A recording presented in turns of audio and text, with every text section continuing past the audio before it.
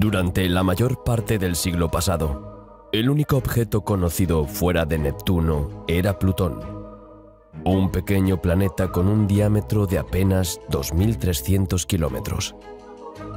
De aspecto misterioso, extrañamente situado en el borde del sistema solar, Plutón fue, hasta 2006, considerado un planeta por derecho propio, pero perdió su condición de planeta y pasó a formar parte de la categoría de planetas enanos.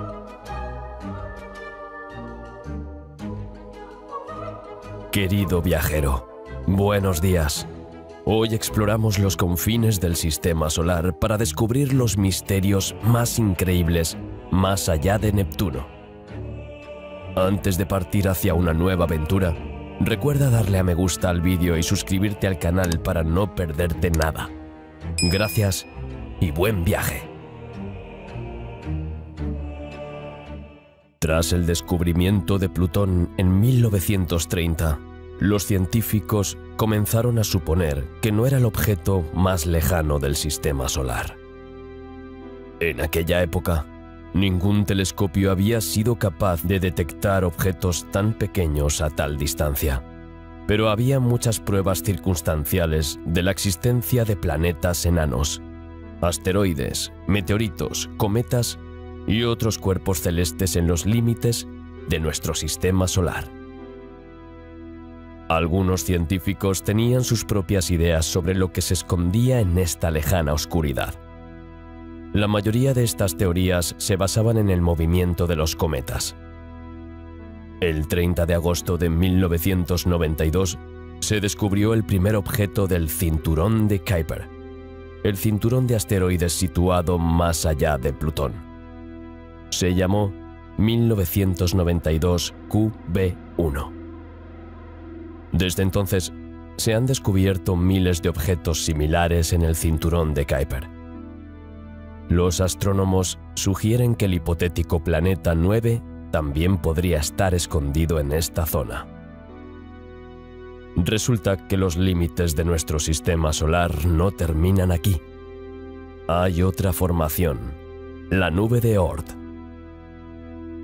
Los científicos creen que los objetos del cinturón de Kuiper y la nube de Oort son restos de la formación del sistema solar hace unos 4.600 millones de años. Conozcamos más sobre esta misteriosa y remota región del sistema solar y los secretos que puede albergar. Desde el siglo XX, los astrónomos estudian la región interior de nuestro sistema solar, pero aún hoy no se conoce con precisión lo que hay en su periferia. Esta misteriosa zona se ha convertido en una fuente de descubrimientos excepcionales para los científicos, ya que en las últimas décadas se han encontrado allí varios objetos espaciales. A medida que avanzaba la tecnología de exploración espacial, los astrónomos comenzaron a descubrir objetos transneptunianos.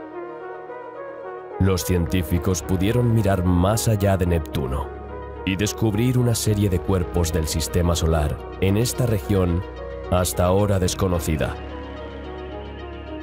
Se descubrió que los objetos transneptunianos orbitan alrededor de nuestra estrella a una distancia de más de 4.500 millones de kilómetros. Estos objetos forman el cinturón de Kuiper y más allá, la nube de Oort.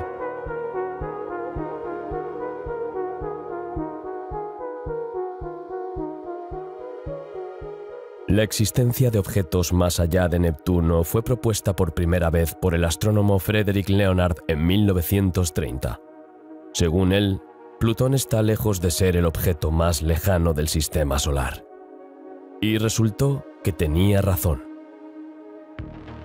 13 años después, otro astrónomo, Kenneth Edgeworth, confirmó las palabras de Leonard con su hipótesis de que en el borde de nuestro sistema hay una nebulosa llena de pequeños cuerpos que nunca se fusionaron en un solo planeta. Hoy sabemos que el sistema solar está formado por el Sol y todo lo que orbita alrededor de él: los planetas y sus satélites, los planetas enanos, los asteroides, los objetos del cinturón de Kuiper y los cometas de la nube de Oort. Las dimensiones del sistema solar se definen en términos de la distancia del Sol a la Tierra, llamada unidad astronómica. Una unidad astronómica equivale a 150 millones de kilómetros. Uno de los objetos conocidos más lejanos que orbitan alrededor del Sol es el planeta enano Eris, descubierto en julio de 2005. Eris se encuentra a una distancia de unas 97 unidades astronómicas del Sol. Pero en el borde del sistema solar, a una distancia de 90 unidades astronómicas, hay otro planetoide llamado Sedna, cuya órbita más lejana será de unas 900 unidades astronómicas. Sin embargo, son los cometas de periodo largo los que recorren el camino más largo alrededor del Sol. Estos cometas tienen órbitas extremadamente excéntricas y pueden alcanzar distancias orbitales de 50.000 unidades astronómicas y más. Estos cometas proceden de la nube de Oort, una enorme región esférica compuesta por varios miles de millones de cometas. El cinturón de Kuiper se conoce a menudo como el borde del sistema solar. Este disco se extiende a una distancia de 30 a 50 unidades astronómicas del Sol. Su existencia fue confirmada fehacientemente no hace mucho tiempo. El cinturón de Kuiper debe su nombre al astrónomo Gerard Kuiper, que predijo su existencia en 1951. Esta hipótesis se viene desarrollando desde hace tiempo. Muchos astrónomos y astrofísicos han trabajado en ello, tratando de demostrar que el cinturón existe, o de refutarlo. La hipótesis pasó poco a poco a la categoría de teorías y no quedó plenamente demostrada hasta 1988, gracias a un trabajo de investigación del astrónomo Julio Ángel Fernández, a partir del cual varios científicos canadienses realizaron cálculos y confirmaron la existencia de un cinturón de cometas más allá de Neptuno. Fue Fernández quien bautizó este grupo como Cinturón de Kuiper en su artículo, y el nombre se impuso rápidamente. Las primeras imágenes de objetos en este cinturón aparecieron en 1992, cuando los astrónomos descubrieron una mancha rojiza a una distancia de 42 unidades astronómicas del Sol, el primer objeto registrado en el cinturón de Kuiper, también conocido como objeto transneptuniano. En la actualidad, se han descubierto más de 1000 objetos de este tipo, que superan los 200 kilómetros de tamaño, situados mucho más allá de las órbitas de Neptuno y Plutón. Según estimaciones modernas, en el cinturón de Kuiper hay hasta 35.000 objetos de más de 100 kilómetros de diámetro, y el número total de cuerpos, según los expertos, se estima en miles de millones. Como resultado, el cinturón de Kuiper tiene una masa total cientos de veces mayor que el cinturón de asteroides entre las órbitas de Marte y Júpiter.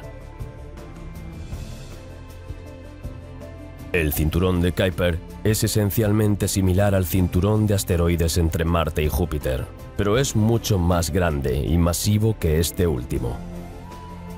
El cinturón de Kuiper se estudia activamente en la actualidad porque sus objetos podrían ser restos de las primeras fases de acreción del sistema solar, es decir, más antiguos que todos los planetas. Los cometas de periodo corto también pueden nacer allí, del mismo modo que los cometas de periodo largo nacen en la nube de Oort. El cinturón de Kuiper contiene principalmente pequeños cuerpos sobrantes de la formación del sistema solar y varios planetas enanos, incluido Plutón, que fue degradado a esta categoría desde los planetas ordinarios en 2006. Se supone que la mayoría de los objetos del cinturón de Kuiper están compuestos de hielo con pequeñas impurezas de materia orgánica, es decir, cerca de material cometario. Además de los núcleos cometarios habituales en el cinturón de Kuiper, se han encontrado objetos con un marcado color rojo en su superficie.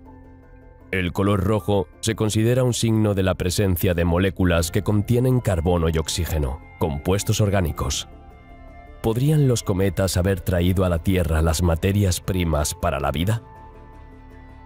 Los científicos creen que el cinturón de Kuiper no es eterno. El cinturón está formado por muchos objetos que chocan constantemente y se convierten en polvo. En unos cientos de millones de años, el cinturón de Kuiper será un recuerdo lejano. El término planeta enano se acuñó oficialmente en 2006, cuando se descubrieron planetas del tamaño de Plutón y mayores fuera de la órbita de Neptuno. Desde entonces, muchos cuerpos del sistema solar han sido llamados planetas enanos. El concepto ha sido objeto de gran controversia, especialmente en lo que respecta al estatus y la naturaleza de Plutón. Los planetas enanos reconocidos actualmente por la Unión Astronómica Internacional son Plutón, Eris, Makemake, Haumea y Ceres, este último situado en el cinturón de asteroides entre Marte y Júpiter. Estos cuerpos celestes se denominan planetas enanos porque orbitan alrededor del Sol con suficiente masa como para ser casi esféricos. Pero a diferencia de los planetas ordinarios, no pueden despejar su órbita de otros objetos. Para que un cuerpo sea esférico, debe tener suficiente masa para contrarrestar su propia gravedad. La presión interna forma entonces la capa superficial, proporcionando la plasticidad que rellena las elevaciones y depresiones. Esto no ocurre con los asteroides. Por lo general, estos planetas enanos están formados por capas de hielo alrededor de un núcleo rocoso. Orbitan en el cinturón de Kuiper, una región más allá de Neptuno que contiene miles de pequeños cuerpos helados pertenecientes a una familia de planetas enanos llamados plutoides. La Unión Astronómica Internacional ha determinado que de los objetos transneptunianos, solo los que tienen un diámetro de 838 kilómetros o más se convierten en enanos. En la actualidad, la Unión Astronómica Internacional reconoce la existencia de 5 planetas enanos, con unos 200 a la espera de ser confirmados, y el número total puede superar los 1000. Entre los posibles planetas enanos se encuentran Orcus, 2002 MS4, Quaoar, Gonggong y Sedna. Plutón es el segundo planeta enano más grande del sistema solar después de Eris. Clasificado originalmente como el 9º planeta del sistema solar, actualmente se considera un planeta enano del cinturón de Kuiper. Como la mayoría de los objetos del cinturón de Kuiper, Plutón está compuesto principalmente por roca y hielo y es relativamente pequeño. 5 veces la masa de la Luna y 3 veces su volumen. La órbita de Plutón tiene una gran excentricidad e inclinación respecto al plano de la eclíptica. Debido a la excentricidad de la órbita de Plutón, se acerca al Sol a una distancia de 29,6 unidades astronómicas. El sistema de Plutón está formado por 6 cuerpos gravitatorios: Plutón y Caronte, los 2 cuerpos principales, y 4 lunas mucho más pequeñas: Estigia, Nix, Kerberos e Hydra. Plutón y su luna Caronte forman un sistema binario y su baricentro se encuentra fuera de Plutón. Esto se debe a la relación entre las masas de ambos cuerpos, que es bastante grande, ya que la masa de Caronte es aproximadamente el 12% de la de Plutón. La composición de Plutón está representada por el hielo de agua. La superficie está cubierta por una costra de hielo. Hay crestas visibles, zonas claras y oscuras, y una cadena de cráteres. Con una masa de 1,305 por 1022 kilogramos, que equivale aproximadamente al 0,2 de la masa de la Tierra, Plutón es el segundo más masivo de los planetas enanos. Su atmósfera es una fina capa de nitrógeno, metano y monóxido de carbono que se evapora del hielo superficial. Las consideraciones termodinámicas dictan la siguiente composición de esta atmósfera: 99% de nitrógeno, algo menos del 1% de monóxido de carbono y 0,1% de metano. A medida que Plutón se aleja del Sol, su atmósfera se congela gradualmente y se deposita en la superficie. Cuando Plutón se acerca al Sol, la temperatura cerca de su superficie hace que el hielo se sublime y se convierta en gas. Esto crea un efecto antisolitario. Al igual que el sudor enfría el cuerpo al evaporarse de la superficie de la piel, la sublimación tiene un efecto refrigerante en la superficie de Plutón. Los científicos han calculado recientemente que la temperatura de la superficie de Plutón es de unos menos 230 grados Celsius. La órbita de Plutón está muy inclinada respecto a la eclíptica, más de 17 grados, y es muy excéntrica. Es muy diferente de las órbitas de los demás planetas del Sistema Solar, que son casi circulares y forman un pequeño ángulo con el plano de la eclíptica. La distancia media de Plutón al Sol es de 39 unidades astronómicas, pero debido a la elevada excentricidad de la órbita, esta distancia varía de 29 a 49 unidades astronómicas. La luz del Sol tarda unas 5 horas en llegar a Plutón, el mismo tiempo que tardan las ondas de radio en viajar desde la Tierra hasta una nave espacial cercana a Plutón. El planeta enano Plutón tiene 5 lunas.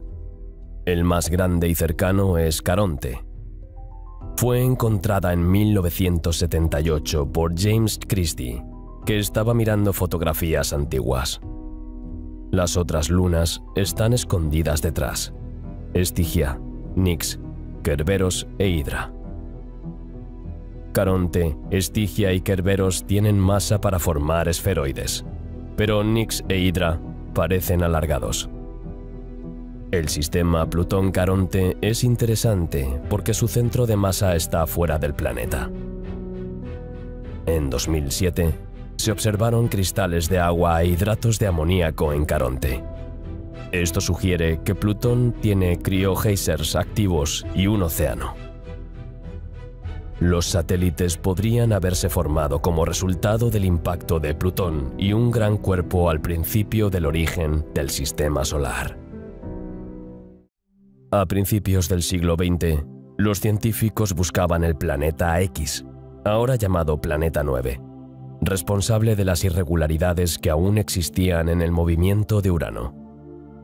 Así, el 13 de marzo de 1930, Plutón fue descubierto por el astrónomo estadounidense Clyde Tombaugh.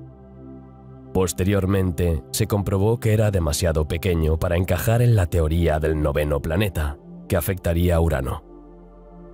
Las desviaciones de la órbita de Urano han recibido desde entonces una explicación diferente, a saber, que la masa de Neptuno se ha determinado erróneamente. Desde 1992 se han descubierto muchos objetos helados fuera de la órbita de Neptuno, como Quasar, Sedna y, sobre todo, Eris, que es un 27% más masivo que Plutón.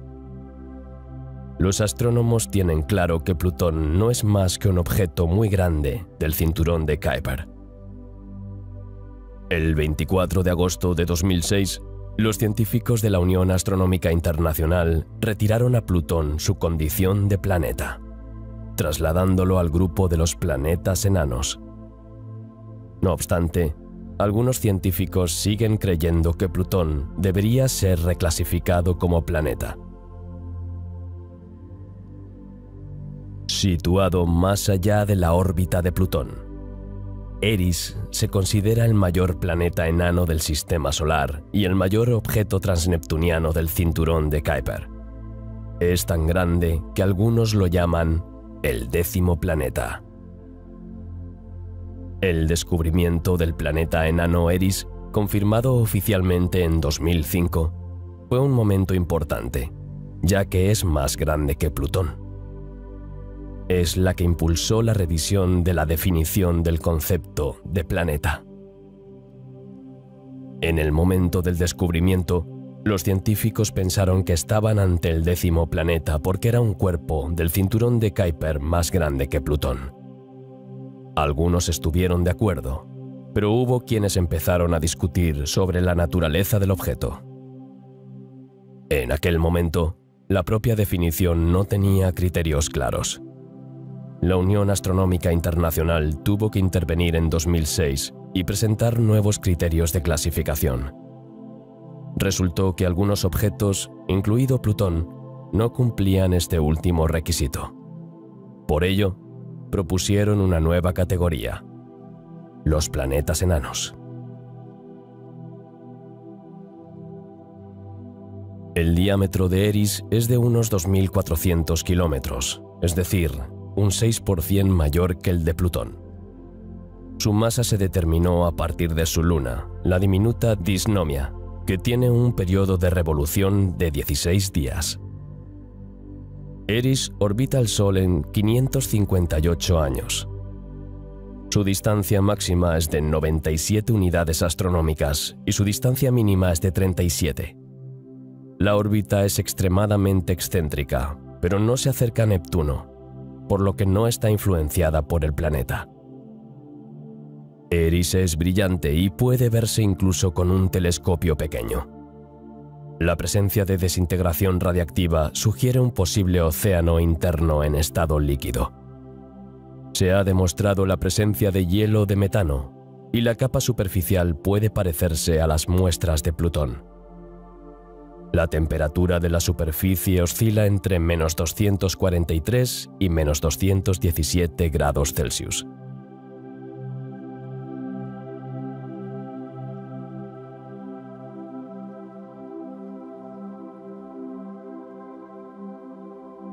Designado originalmente como 2005 FY9, Makemake es el tercero de los planetas enanos más grandes, que fue descubierto el 31 de mayo de 2005 por el mismo equipo dirigido por Mike Brown en el Instituto Tecnológico de California, utilizando el telescopio espacial Spitzer.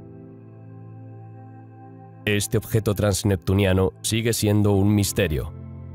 Los datos mostraron que el diámetro de Makemake es de 1.360 a 1.480 kilómetros.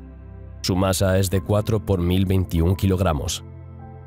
Gracias a ello, ocupa la tercera posición en tamaño entre los objetos transneptunianos. El radio de Makemake es de 751 kilómetros en el ecuador y de 715 kilómetros en los polos. La excentricidad es de 0,159, por lo que Makemake se aproxima al Sol a una distancia de 5,76 mil millones de kilómetros y se aleja de él hasta alcanzar los 7,94 mil millones de kilómetros. Tarda 309 años en orbitar el Sol y 7,77 horas en girar su eje. La órbita de Makemake está situada lejos de Neptuno, por lo que este objeto está libre de la influencia de este gigante helado. La densidad media de 1,4 a 3,2 gramos por centímetro cúbico indica que el cuerpo celeste contiene un núcleo pétreo y una corteza de hielo. El hielo está representado por metano y etano congelados. Los telescopios Herschel y Galileo han demostrado que la capa superficial es muy brillante. El color del planeta enano Makemake parece rojo, lo que significa que tiene un alto nivel de tholins en la capa de hielo. Además, no tiene una atmósfera notable, pero el metano es capaz de asegurar una atmósfera de transición. De hecho, cuando un planeta enano se acerca al Sol, se produce la sublimación del nitrógeno y otros hielos, formando una fina capa atmosférica. Esto explicaría el agotamiento del nitrógeno.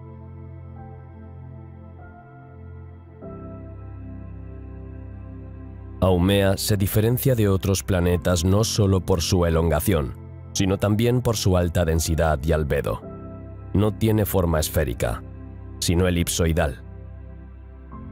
Bautizada originalmente como 2003 EL6, Haumea tiene aproximadamente el mismo tamaño que Makemake, lo que la convierte en uno de los objetos transneptunianos más conocidos del cinturón de Kuiper.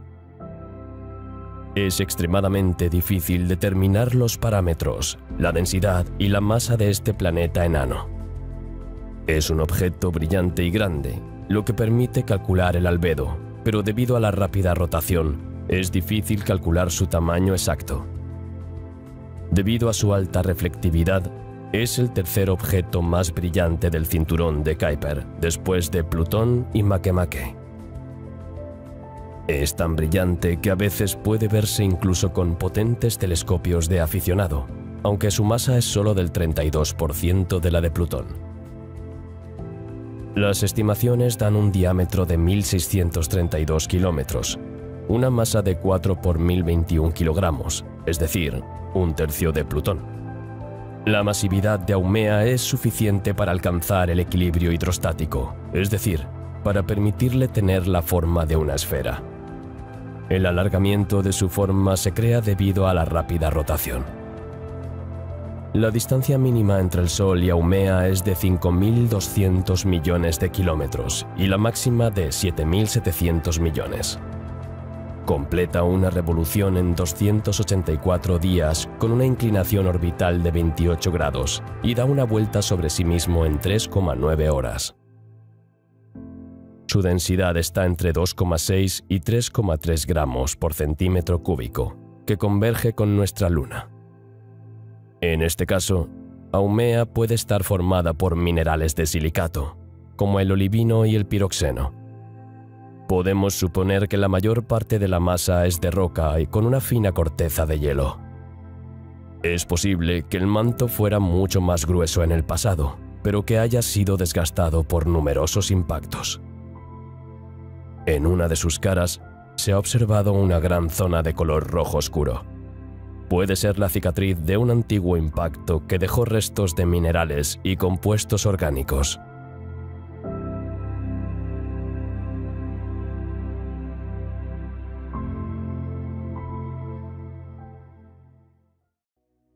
Los objetos transneptunianos son cuerpos celestes que orbitan alrededor del Sol en una órbita mayor que la de Neptuno.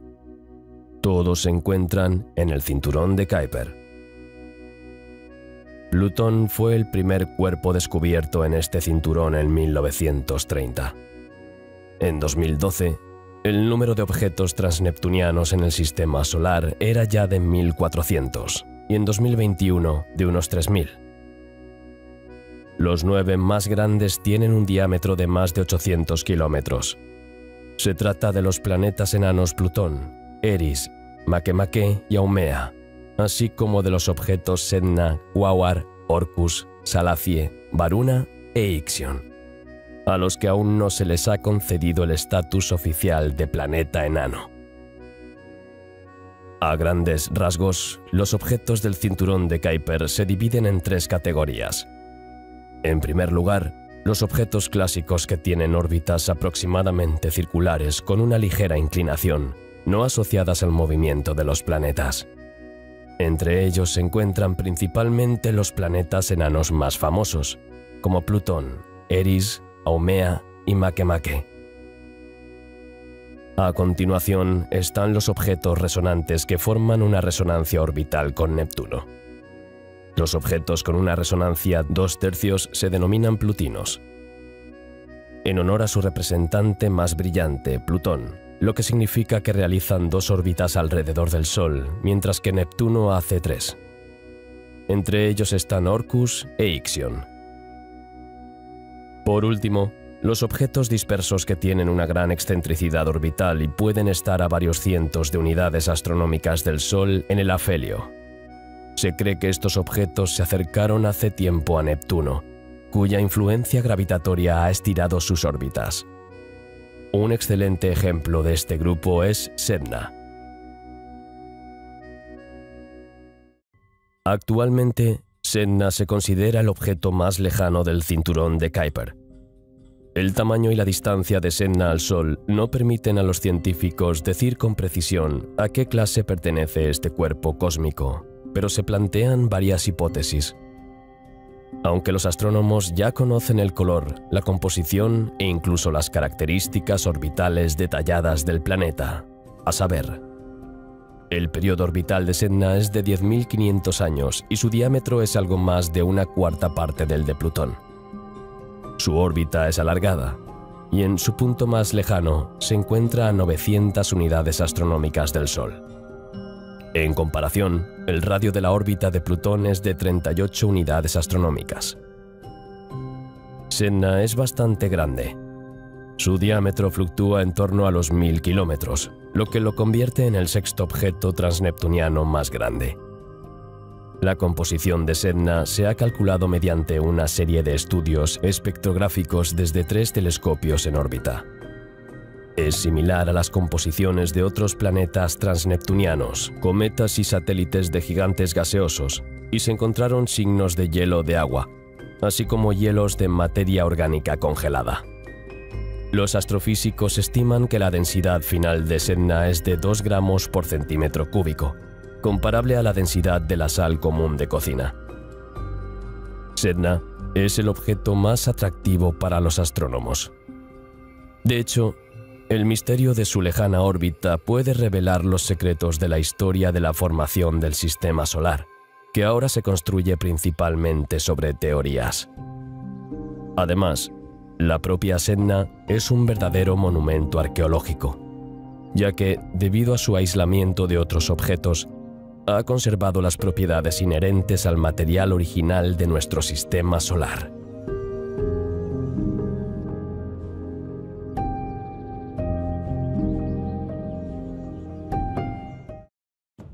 Quaoar es un cuerpo celeste descubierto en 2002 por los científicos del Observatorio Palomar de California y bautizado con el nombre de la deidad del pueblo indio Tonga. Su diámetro es de 1.260 kilómetros. Esto es aproximadamente una décima parte del diámetro de la Tierra, un tercio del diámetro de la Luna y aproximadamente la mitad del diámetro de Plutón. Quaoar orbita a 42 unidades astronómicas del Sol, con un periodo de revolución de 288 años. Tiene una órbita casi circular y está moderadamente inclinada. Su ángulo con la eclíptica es de unos 8 grados. Quaoar está clasificado como un objeto transneptuniano clásico. La órbita, sin embargo, es inusual para los grandes objetos clásicos, que suelen seguir órbitas más excéntricas e inclinadas. Aunque Orcus aún no ha sido clasificado oficialmente como planeta enano por la Unión Astronómica Internacional, muchos astrónomos coinciden en que cumple todos los requisitos y lo hará en el futuro. Descubierto en 2004, Orcus resultó ser un gran objeto transneptuniano con un diámetro de unos 958 kilómetros. Además, Orcus parece tener un albedo de entre el 21 y el 25%, lo que es típico de los objetos transneptunianos que se acercan a los 1000 kilómetros de diámetro. En términos de masa, se estima que el sistema Orcus tiene 6,32 por 10-20 kilogramos, es decir, alrededor del 3,8 de la masa del planeta enano Eris. Al igual que el Plutón, Orcus tiene un periodo orbital muy largo, tardando 245 años en completar una sola rotación alrededor del Sol. También está en resonancia orbital 2/3 con Neptuno y se encuentra por encima de la eclíptica durante el perihelio. Además, su órbita tiene una inclinación y excentricidad similares a las de Plutón. Orcus orbita el Sol a una distancia de 30 unidades astronómicas en el perihelio y 48 unidades astronómicas en el afelio. Sin embargo, Plutón y Orcus tienen una orientación diferente. Por un lado, Orcus está en el afelio cuando Plutón está en el perihelio, y viceversa. Y el afelio de la órbita de Orcus apunta casi en la dirección opuesta a la de Plutón. Por ello, a menudo se denomina a Orcus el antiplutón. Salacia es un objeto transneptuniano en el cinturón de Kuiper, clasificado como un objeto independiente. orbita alrededor del Sol en una órbita alargada a una distancia media ligeramente superior al semieje mayor de la órbita de Plutón. Cuando se descubrió el 22 de septiembre de 2004, el astrónomo Michael Brown calculó que Salacia es probablemente un planeta enano. Sin embargo, muchos astrónomos sostienen que objetos como Salacia, del orden de 400 a 1000 kilómetros de diámetro, con un albedo inferior a 0,2 y una densidad de 1,2 gramos por centímetro cúbico o menos, probablemente no sean planetas enanos. La mayoría de los astrónomos creen que Varuna tiene forma de pelota de rugby de unos 900 kilómetros de diámetro, aproximadamente una quinceava parte del diámetro de la Tierra, una cuarta parte del diámetro de la Luna o un tercio del tamaño de Plutón. Varuna tiene una órbita casi circular, orbitando a unas 43 unidades astronómicas del Sol y completando una revolución en 283 años. Tarda unas 3 horas en completar una rotación alrededor de su eje. Las órbitas de Varuna y Plutón tienen la misma inclinación y están orientadas de la misma manera. Varuna no está sujeto a perturbaciones significativas de Neptuno. Este objeto transneptuniano bien podría ser un planeta enano, aunque los astrónomos no lo han clasificado oficialmente como tal. Se descubrió el 22 de mayo de 2001 y lleva el nombre de Ixión, un personaje de la mitología griega. Es uno de los mayores plutinos, es decir, un objeto transneptuniano con una órbita similar a la de Plutón. Al igual que Plutón, Ixión se encuentra en una resonancia orbital 2/3 con Neptuno. Los últimos resultados espectroscópicos indican que la superficie de Ixión está formada por una mezcla de carbono negro y de tolina, una sustancia orgánica más o menos nitrogenada, de color marrón rojizo, a veces violáceo, con una estructura poco conocida. El cinturón de Kuiper comienza un poco más allá de la órbita de Neptuno, a 30 unidades astronómicas del Sol, y termina a unas 50 unidades astronómicas del mismo. Pero hay una cosa sobre el cinturón de Kuiper que es un gran misterio. Al llegar a 50 unidades astronómicas, el cinturón se detiene. Termina repentinamente, algo que los astrónomos llaman el precipicio de Kuiper.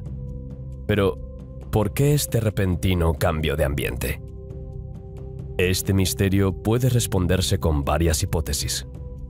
Podría ser que el cinturón continúe, pero los objetos se vuelvan tan pequeños que no podamos verlos. Pero esta idea no es coherente con lo que sabemos sobre la formación del sistema solar. Por el contrario, debido a las complejas interacciones de las órbitas de los planetas exteriores, esperamos que los objetos comiencen a crecer de nuevo a esta distancia. Una idea más emocionante es que los objetos pueden haber sido atraídos por la atracción gravitatoria de un planeta aún desconocido. Dicho planeta, que sería el 9º del sistema solar, podría tener el tamaño de la Tierra o de Marte. La posible existencia de un planeta 9 a una distancia muy grande del Sol plantea, por tanto, la cuestión del número de planetas de nuestro sistema solar. Es muy posible que haya otros planetas a grandes distancias de nuestra estrella, por lo que sus perturbaciones en los objetos circundantes aún no se han notado. Desgraciadamente, es difícil ver algo desde tan lejos, así que el misterio aún no ha terminado. Más allá del cinturón de Kuiper se encuentra otra formación, llamada nube de Oort. La idea de una nube de este tipo fue planteada por primera vez por el astrónomo estonio Ernst Eppik en 1932, y luego desarrollada teóricamente por el astrofísico holandés Jan Oort en la década de 1950, que dio nombre a la nube. Que los cometas se originan en una envoltura esférica extendida de cuerpos helados en la periferia del sistema solar. Este enorme enjambre de objetos se llama ahora la nube de Oort. Se extiende en una esfera con un radio de 5.000 a 100.000 unidades astronómicas. La nube de Oort es una región hipotética situada a medio camino entre el Sol y la heliopausa, el límite donde el viento solar procedente de nuestro Sol es detenido por el medio interestelar. Los astrónomos creen que la existencia de la nube de Oort explica por qué algunos cometas tienen periodos orbitales extremadamente largos.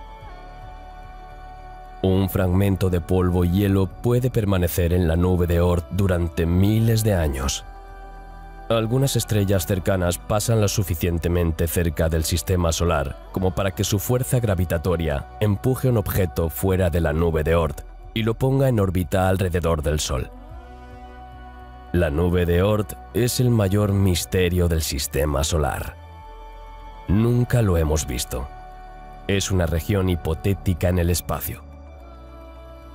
A diferencia del cinturón de Kuiper, podemos observar grandes objetos transneptunianos y sabemos dónde está.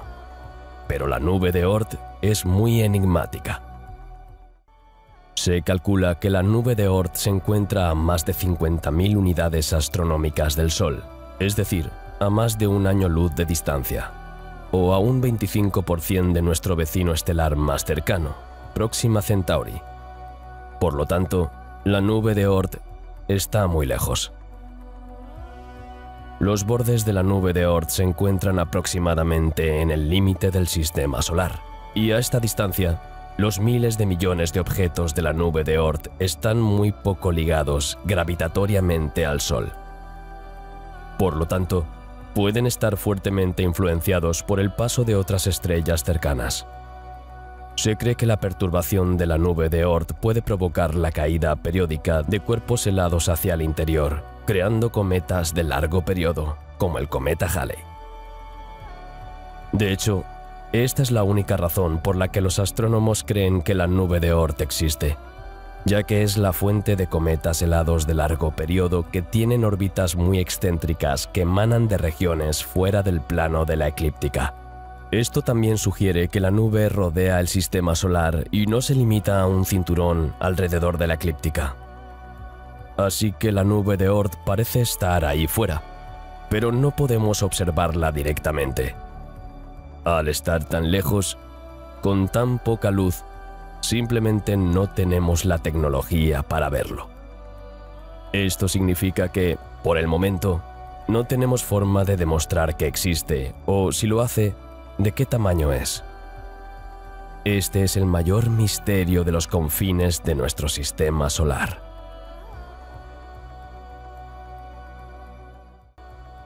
En 1950, el cosmogonista holandés Jan Oort, tras analizar la distribución de las órbitas de los cometas entonces conocidos, sugirió que los cometas de periodo largo se originan en una región en el borde del sistema solar, a una distancia de entre 20.000 y 200.000 unidades astronómicas.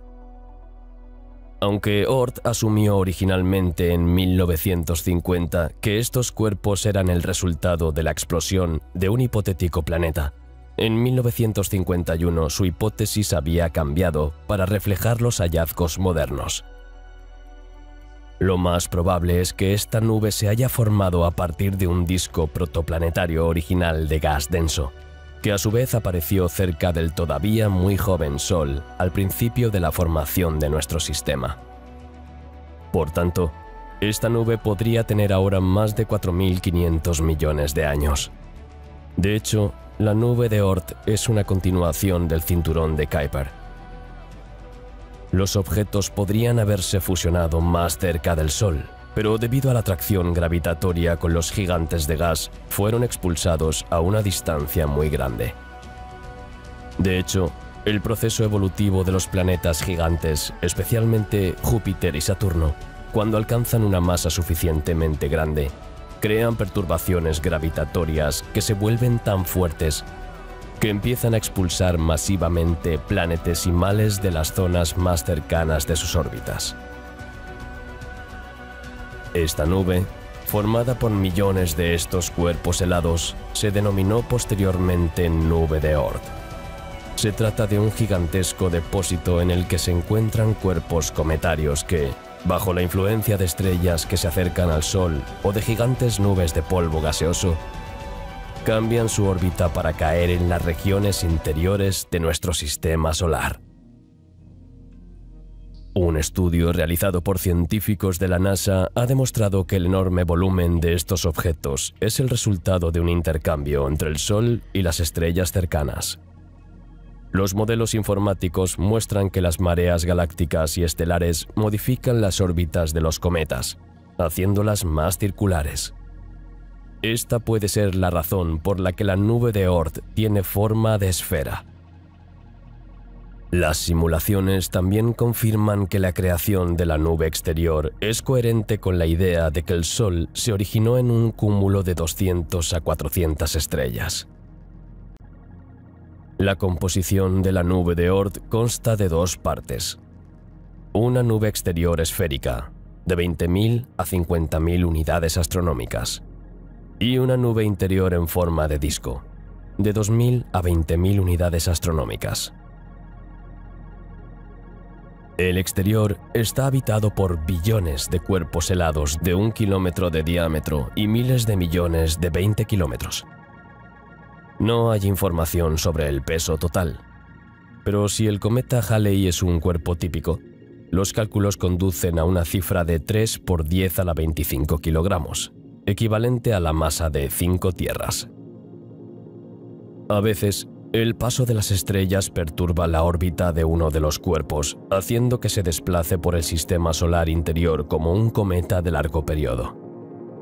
Estos cometas tienen una órbita muy amplia y alargada y normalmente solo se observan una vez.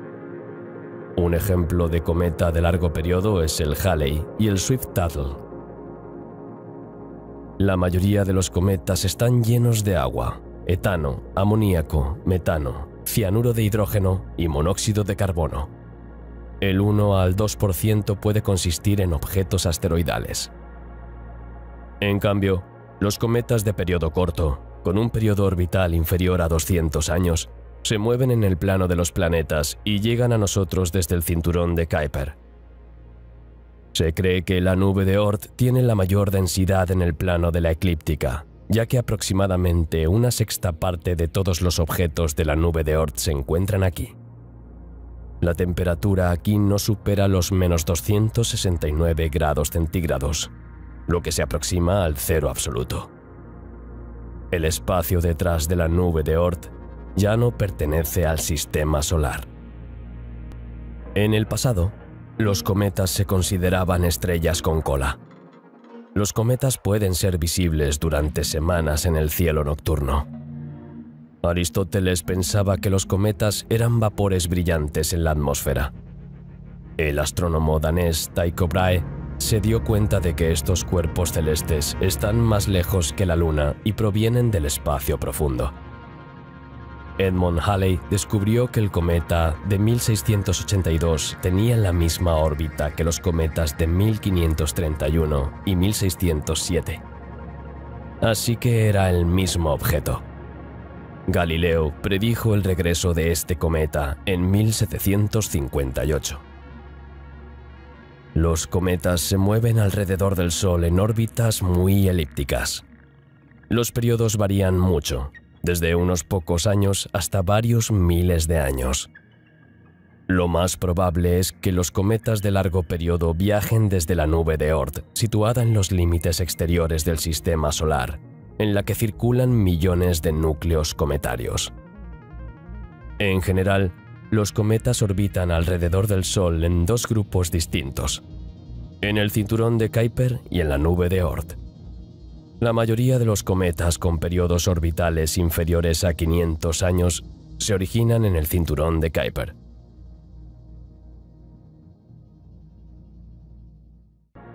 Estos cometas son pequeños cuerpos del sistema solar formados por trozos porosos de hielo mezclados con partículas de polvo de varios kilómetros de diámetro, sin forma específica.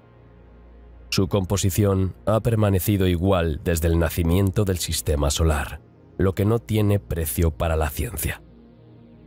Alrededor del Sol, en órbitas alargadas y con aspecto de objetos nebulosos, los cometas viajan en órbitas lejanas, donde permanecen invisibles, y al acercarse al Sol, el hielo comienza a fundirse bajo la influencia del calor solar. evaporándose y volatilizándose en el espacio interplanetario. Por ello, muchos cometas que pasan cerca del Sol adquieren un aspecto muy inusual. El cometa desarrolla una cola de gas azulada y una cola de polvo amarillenta. La cola, aunque sea muy fina, puede ser espectacular. El polvo se extiende a lo largo de la órbita. Si un cometa entra en la atmósfera de la Tierra, se denomina meteorito. La mayoría de los cometas que aparecen periódicamente en las proximidades del Sol son objetos bastante débiles. La excepción es el cometa Halley, que aparece ante nosotros como un objeto muy brillante casi siempre que vuelve al Sol. De hecho, los cometas más brillantes y espectaculares aparecen en el cielo de forma inesperada, muchos de ellos quizás acercándose al Sol por primera vez. En raras ocasiones, especialmente si el cometa se acerca demasiado al Sol, puede romperse en pedazos, que se observan entonces como cuerpos separados. Todos los cometas tienen una envoltura gaseosa brumosa, la cabellera o coma, que junto con el núcleo forma la cabeza de un cometa. Aunque el cometa esté cerca del Sol, su cabeza no parece ser más que un punto nebuloso.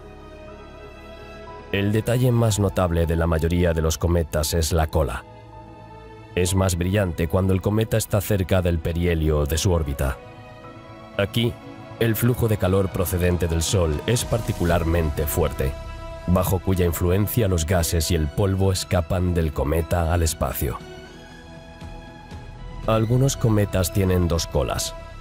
Una es curva, formada por partículas de polvo, y la otra es recta, gaseosa y alargada exactamente en dirección contraria al Sol. La longitud de las colas de los cometas puede alcanzar decenas y cientos de millones de kilómetros, y se han observado cometas con colas que se extienden por casi la mitad del cielo. Se supone que el polvo que se pierde de los cometas al caer en el espacio interplanetario da lugar a los meteoroides, que más tarde, al colisionar con la atmósfera terrestre a gran velocidad, acaban convirtiéndose en meteoritos. Las partículas de polvo de las colas de los cometas también forman nubes de polvo interplanetarias que, al dispersar los rayos solares, dan lugar a un fenómeno llamado luz zodiacal. El núcleo de un cometa es a veces visible dentro de su envoltura, como un objeto brillante con forma de estrella en el que no es posible distinguir detalles, ni siquiera con los mayores telescopios. Los núcleos de los cometas han sido estudiados en detalle por las naves espaciales que se han acercado a ellos. En 2005, la nave Deep Impact de la NASA colisionó con el cometa Tempel 1 y envió imágenes de su superficie. Las masas de los cometas son muy pequeñas, unas 1000 millones de veces menores que la masa de nuestra Tierra, y la densidad del material en sus colas es casi nula. Por ello, no afectan a los planetas del sistema solar. El más famoso es el cometa Halley, que regresa al Sol cada 76 años. La última vez que se acercó al Sol fue en 1986. La historia registra el miedo de nuestros antepasados a estos vagabundos celestiales, y muy a menudo se encuentran en las antiguas crónicas referencias a la aparición de cometas brillantes en el cielo y la conexión de estos fenómenos con incidentes terrestres, como incendios, guerras e incluso la muerte de personas. Pero la colisión de un gran cometa con un planeta puede tener consecuencias dramáticas para los ecosistemas de su superficie. Un ejemplo bueno y bastante estudiado de este tipo de colisión fue el choque de los restos del cometa Shoemaker-Levy 9 con Júpiter.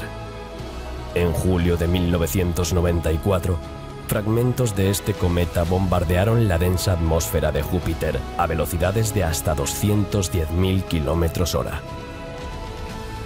Al impactar, la increíble energía cinética de los fragmentos se liberó en potentes explosiones, algunas de las cuales se convirtieron en bolas de fuego más grandes que la Tierra.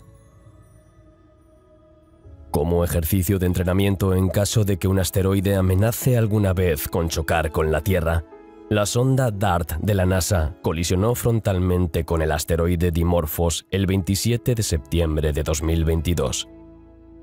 El impacto fue suficiente para empujar el asteroide a una órbita ligeramente más cercana a su roca espacial compañera. Esta exitosa misión fue la primera para la NASA en el marco de un programa de defensa planetaria para desarrollar soluciones para desviar asteroides en caso de que amenacen la Tierra. No es del todo correcto hablar de los límites del sistema solar en nuestro sentido geográfico terrestre. En el espacio, todos los límites son condicionales, determinados por una gran cantidad de datos registrados por los instrumentos. Todo el mundo sabe que el Sol es una fuente de luz y calor, pero además, el Sol emite constantemente una enorme corriente de plasma. Esto se llama el viento solar. Para responder a la pregunta de dónde termina exactamente el sistema solar, hay que entender dónde vuela el viento solar y dónde deja de dominar la gravedad solar. La corriente de partículas viaja a una velocidad de aproximadamente 1,5 millones de kilómetros por hora, creando una especie de análogo a la atmósfera que existe en algunos planetas. Esta formación se denomina heliosfera. Así, la zona que está bajo la influencia constante del viento solar se llama heliosfera. El límite de la heliosfera, llamado heliopausa, se encuentra a una distancia de unas 100 unidades astronómicas del Sol. La cuestión de dónde termina exactamente el sistema solar y dónde empieza el espacio interestelar no tiene una respuesta clara en la actualidad. A la hora de determinar los límites condicionales del sistema solar, es necesario tener en cuenta dos factores principales: la distancia a la que termina la acción del viento solar y la distancia a la que se extiende la gravedad de la estrella.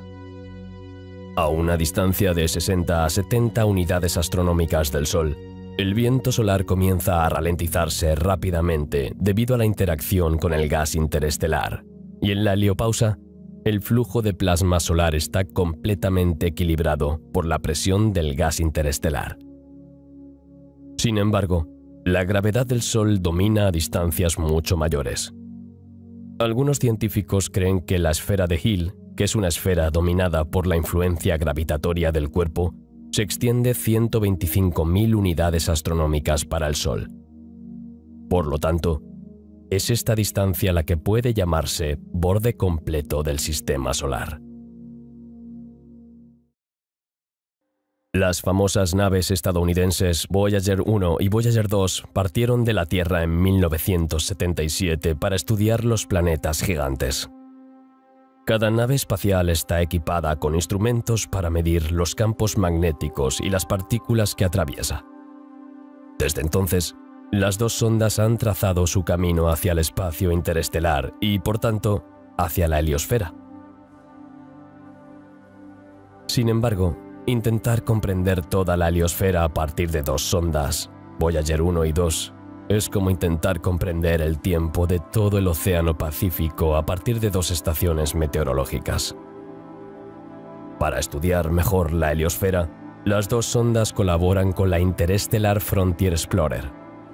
Este último es un satélite del tamaño de una maleta de 80 kilos lanzado por la NASA en 2008. Desde entonces, orbita la Tierra equipado con telescopios que observan los límites exteriores de la heliosfera.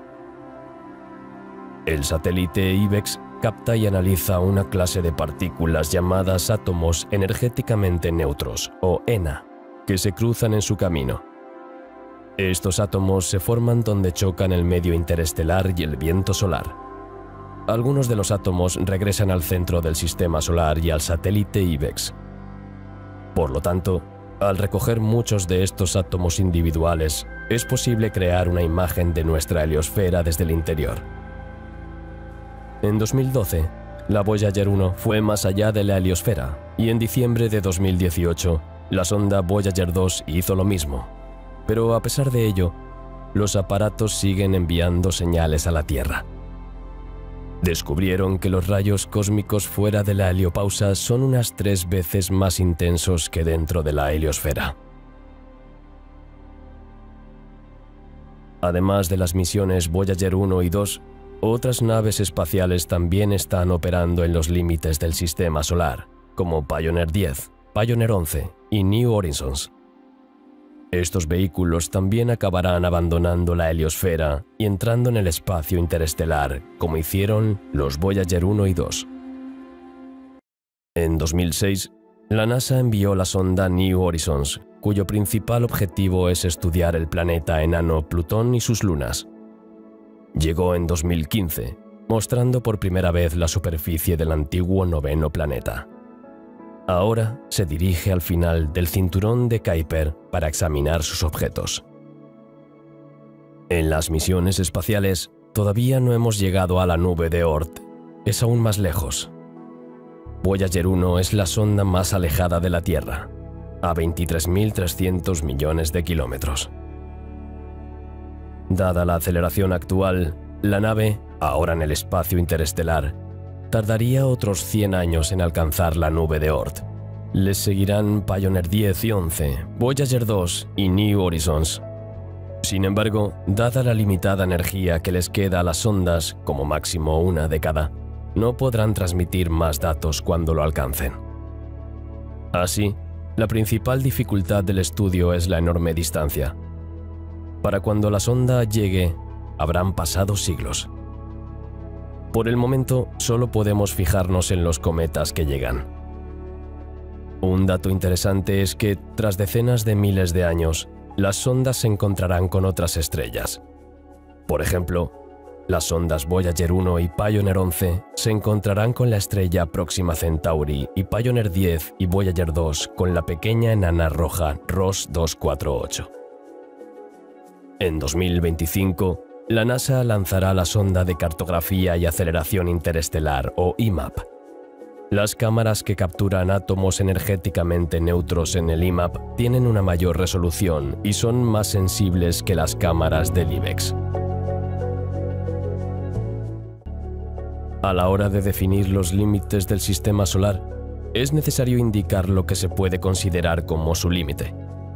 Hasta la fecha, se han barajado tres hipótesis. Según la primera hipótesis, el radio del sistema solar se considera hasta el final del afelio del planeta más lejano, que es Neptuno. En este caso, el radio de todo el sistema sería de 4.545 millones de kilómetros. En cuanto a la segunda hipótesis, los científicos consideran que el radio del sistema solar se define en el extremo del objeto observado más lejano, que actualmente es Sedna. En este caso, el radio de todo el sistema sería de 143.730 millones de kilómetros.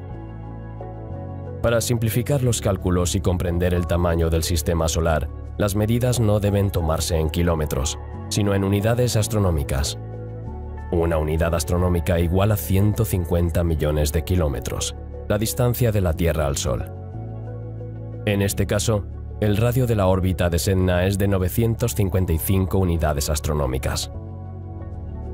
Por último, según la tercera hipótesis, el radio del sistema solar se considera hasta el borde de la heliosfera. En este caso, el radio de todo el sistema sería de 90 unidades astronómicas. Utilizando nuevos datos, los especialistas han creado un mapa en 3D del sistema solar tras 13 años de trabajo. La medición del mapa 3D fue recogida por un satélite de investigación llamado Interstellar Boundary Explorer, que fue lanzado en 2008. Este satélite de investigación se comportó como un murciélago en una cueva, solo que en lugar de sonar o la voz de un animal, se utilizó el viento solar. Durante todo el ciclo de actividad solar, de 2009 a 2019, el dispositivo midió el flujo de partículas que lo arrastró hacia el espacio interestelar, y al mismo tiempo intentaba atrapar los átomos que regresaban al interior del sistema solar. Mucho más allá de la órbita de Neptuno, del orden de 60 unidades astronómicas, el viento solar choca con el plasma interestelar. Esta interacción no solo frena las partículas emitidas por el Sol, sino que también genera un flujo constante de átomos neutros de alta energía. Es más bien débil, pero se nota, y sobre todo, tiene un carácter estrictamente único.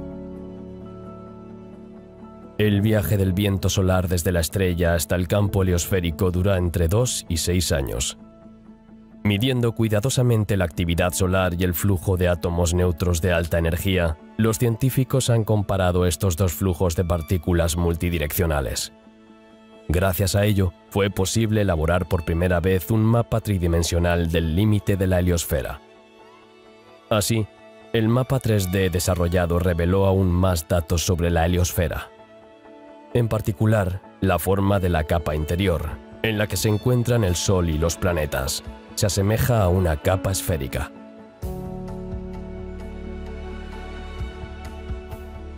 Así, el mapa 3D desarrollado reveló aún más datos sobre la heliosfera. En particular, la forma de la capa interior, en la que se encuentran el Sol y los planetas, se asemeja a una capa esférica. Según los científicos, se extiende por unas 90 unidades astronómicas en todas las direcciones. También creen que la forma de la capa exterior es mucho menos simétrica.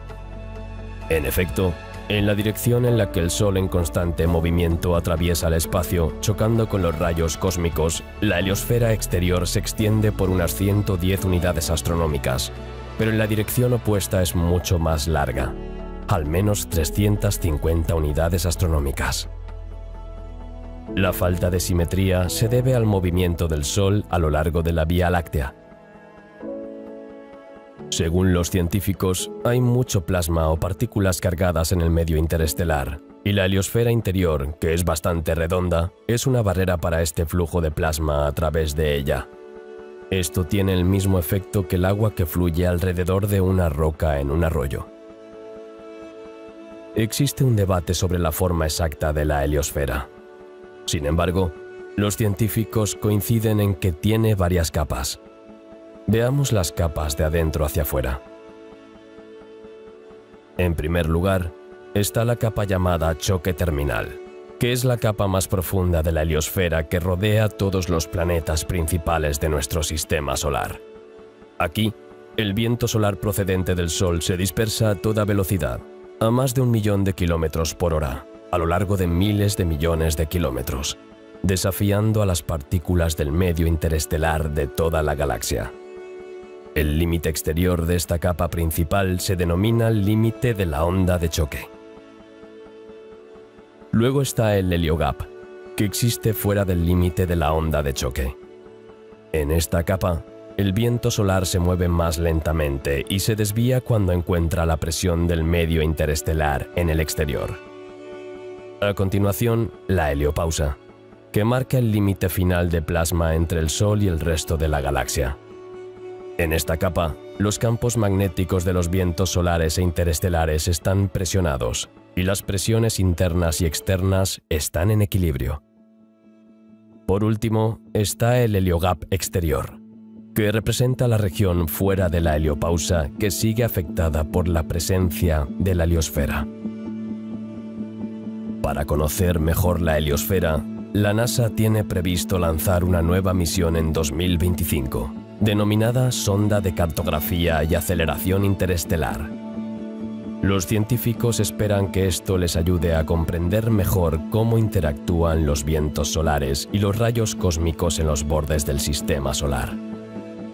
Nuestro Sol es una estrella, como miles de millones de otras en el universo, algunas de las cuales también tienen astrosferas. Nuestra heliosfera es la única astrosfera en la que estamos realmente y podemos estudiar